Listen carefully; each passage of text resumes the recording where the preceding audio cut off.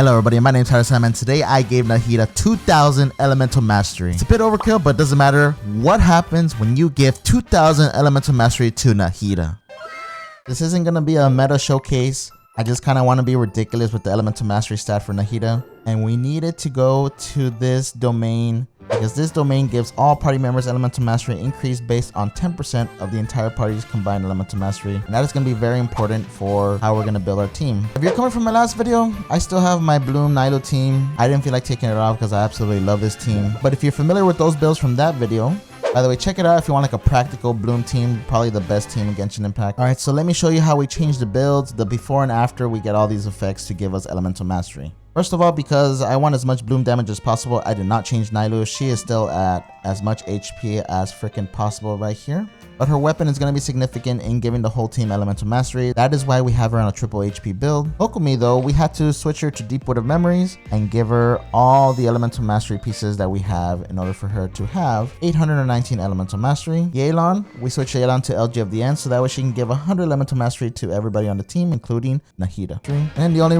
major thing I did with her build was just change her Sand Piece to Elemental Mastery. Overall, it's still kind of a DPS Yelan build with 75 to 122 crit damage ratio. And Nahida is on a 2-piece Wonders, 2-piece Gilded with as much Elemental Mastery as possible from these artifacts. And then the big jump that's going to get us to that 2000 threshold is trying to get Elemental Mastery buff from R5 Witsith. You know, FTP, eventually if you play this game long enough, you will get an R5 Witsith. So that is the build we are rocking with. So now let's enter this domain and let me show you what happens.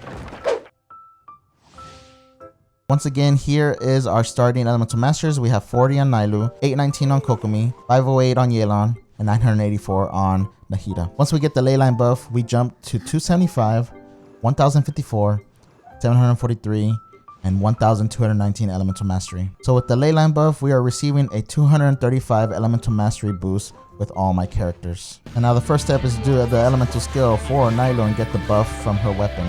Once we get the weapon buff from Nailu's weapon, Nailu receives a 408 Elemental Mastery boost. Kokomi receives a 146 Elemental Mastery boost. For some weird reason, Yelan receives a 145 Elemental Mastery boost. Maybe rounded down if you get to the specific math, but that's pretty interesting to know. And Nahida also gets an increase of 146 Elemental Mastery to achieve this 1365 Elemental Mastery. But we're not done yet. Kokomi to decrease the Addendal resistance, Yelan can give us that boost.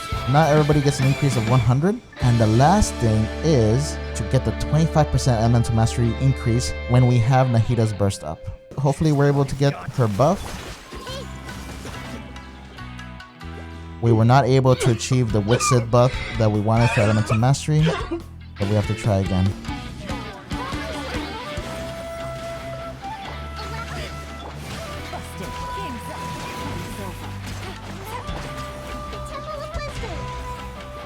But once you do get the buff, here it is, boys and girls, 2195 Elemental Mastery. Isn't that beautiful right there? And then the amount of Bloom damage that we're doing, it's just ridiculous. 42k Bloom, guys. That is with no Spiral Abyss buff right there. No Perpetual Mechanical Array. And you know what's interesting? You don't need this Bloom team. You can just take these builds and put them onto another team that you want, such as Hyper Bloom, Burning, and whatever you want.